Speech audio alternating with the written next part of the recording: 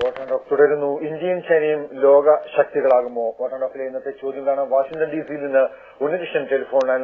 ഉണ്ണികൃഷ്ണൻ, ഇത്തരത്തിൽ ലോകവ്യാപകമായി സംസാരിച്ചുകൊണ്ടിരിക്കുന്ന, ഇപ്പോൾ കൂടുതൽ കനം കിട്ടിയിരിക്കുന്ന ഈ ഒരു അഭിപ്രായത്തിന് അമേരിക്കൻ സമൂഹം അത് ഗൌരവമായി എടുക്കുന്നുണ്ടോ? അവിടുത്തെ മാധ്യമങ്ങൾ ഇത് ഗൌരവപൂർവ്വം ഇപ്പോൾ ചർച്ച ചെയ്യുന്നുണ്ടോ? അംഗീകരിച്ചു കൊടുക്കാൻ തയ്യാറാണോ അമേരിക്ക ഇത്?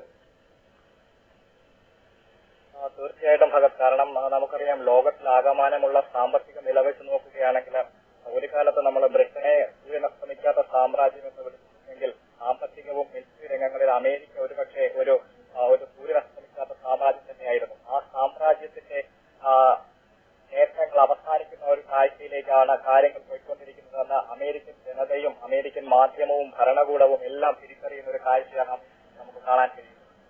കാരണം നമുക്കറിയാം, കഴിഞ്ഞ ഒരാഴ്ചയായി പുറത്തു വന്നിരുന്ന കണക്കുകളെല്ലാം അമേരിക്കയിലെ അൺഎംപ്ലോയ്മെന്റ് റേറ്റ് കഴിഞ്ഞ 100 വർഷത്തിലെ ഏറ്റവും ഉയർന്ന നിരക്കിലേക്ക് പോയിക്കൊണ്ടിരിക്കുന്നു.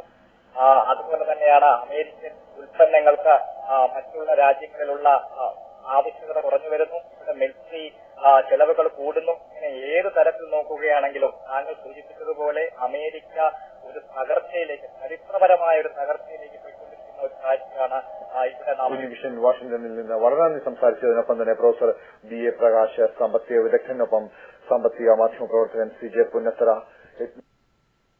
പ്രതികരിച്ച പ്രമുഖർക്ക് വോട്ടൻഡോക്ക് അന്വേഷിച്ചത് ഇന്ത്യയും ചൈനയും ലോക ശക്തികളാകുമോ? ഭൂരിപക്ഷം പ്രേക്ഷകർ 54% പ്രേക്ഷകർ